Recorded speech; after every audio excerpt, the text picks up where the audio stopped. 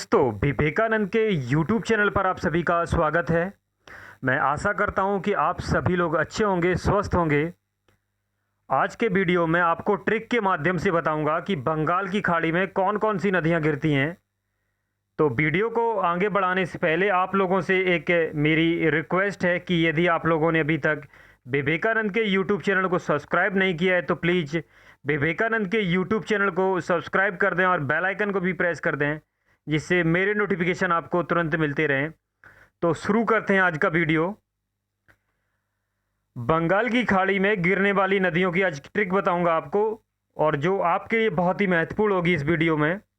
आज मैं आपको इस ट्रिक के माध्यम से वे नदियां बताऊंगा जो बंगाल की खाड़ी में गिरती हैं, और इन नदियों के बारे में विस्तृत जानकारी भी दूंगा इस ट्रिक में आपको। तो शुरू करते हैं ट्रिक। मेरी ट्रिक है आज की ब्रह्मा की गोद में गंगा। बहुत ही सिंपल ट्रिक है, आप इसे आसानी से याद कर सकते हैं, क्योंकि आपने देखा होगा कि ब्रह्मा जी तो इस ब्रह्मांड में ही, और ब्रह्मा जी के कमंडल में ही गंगा निवास करती हैं। तो नॉर्मल सी बात है कि ब्रह्मा की गोद में गंगा, आप आसानी से इस ट्रिक को याद रख सकते हैं। देखिए, ब्रह्मा से बनता है ब्रह्मपुत्र नदी, और ब्रह्मा के बाद बनती है ट्रिक में की से बनती है कावेरी और कृष्णा नदी। यानी कि ब्रह्मपुत्र नदी और कावेरी और कृष्णा नदी समझ में आ गई हैं आपको। इसके बाद देखिए, गोद से बनता है गोदावरी नदी, और मैं से बनता है महानदी, और गंगा से बनता है गंगा नदी।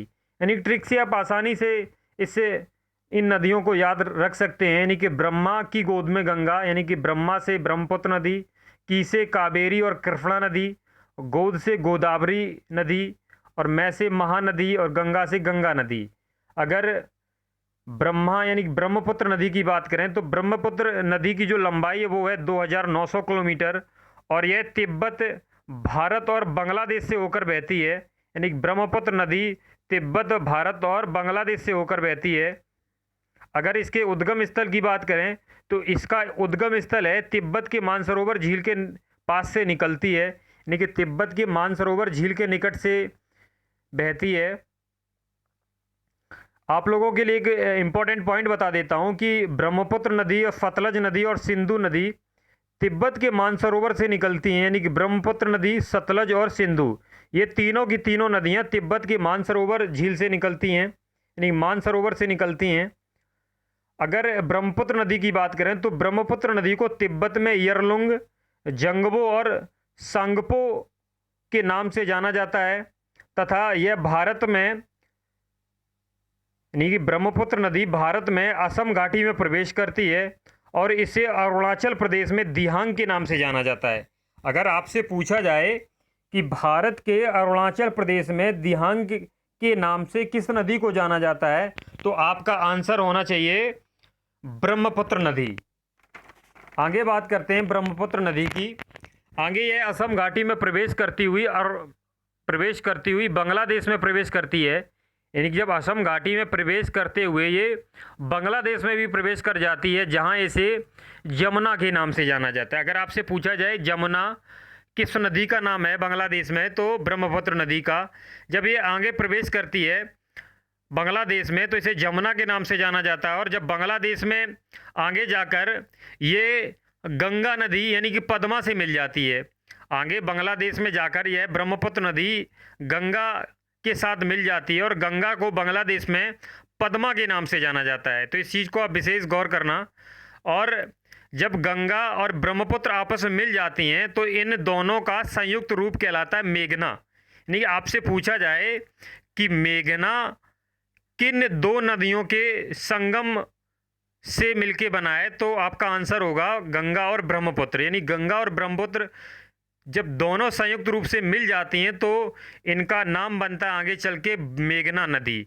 और ये मेघना नदी आगे बहती हुई विश्व का सबसे बड़ा नदी डेल्टा यानी सुंदरबन डेल्टा का निर्माण करती हुई बंगाल की खाड़ी में मिल जाती है।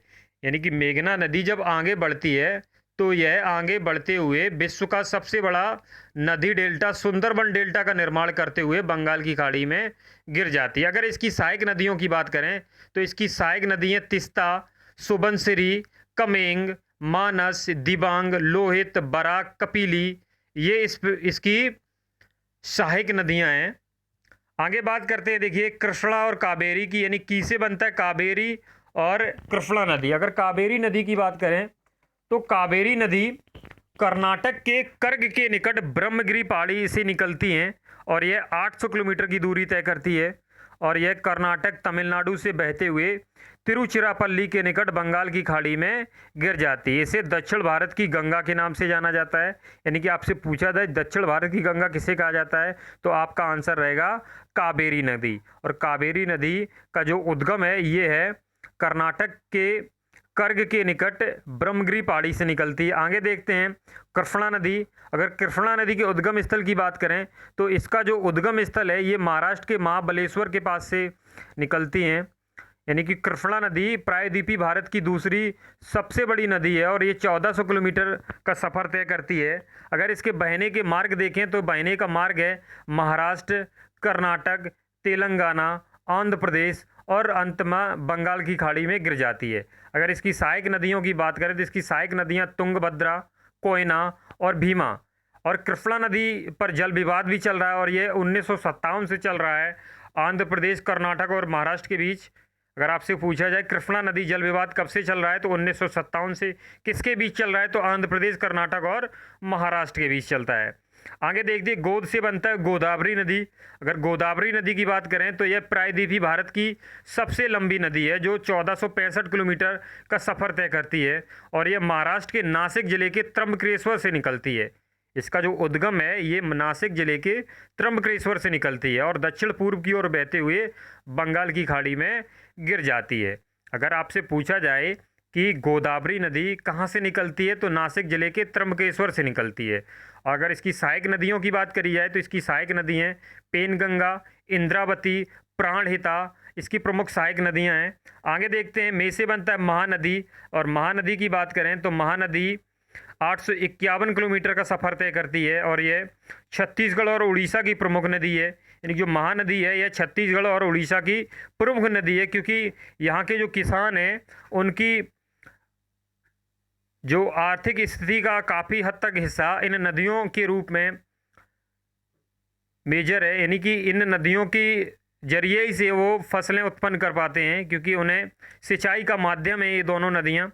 अगर इसके उद्गम स्थल की बात करें तो छत्तीसगढ़ के रायपुर के निकट सिहावा पहाड़ी से इसका उद्गम होता है। यानी कि वहीं से निकलती हैं, यानी छत्तीसगढ़ के रायपुर के निकट सिहावा पहाड़ी से। और छत्तीसगढ़ की राजधानी भी रायपुर है और रायपुर के निकट सिहावा पहाड़ी से इसका उद्गम है और यह पूर्व की ओर बहती हुई उड़ीसा में प्रवेश करती है। यानी कि यह पूर्व की ओर बहते हुए उड़ीसा में प्रवेश करती है और बंगाल की खाड़ी में गिर जाती है। अगर इसकी सहायक नदियों की बात करें तो इसकी जो सहायक नदियां हैं वो हैं तेल नदी और जोंक नदी।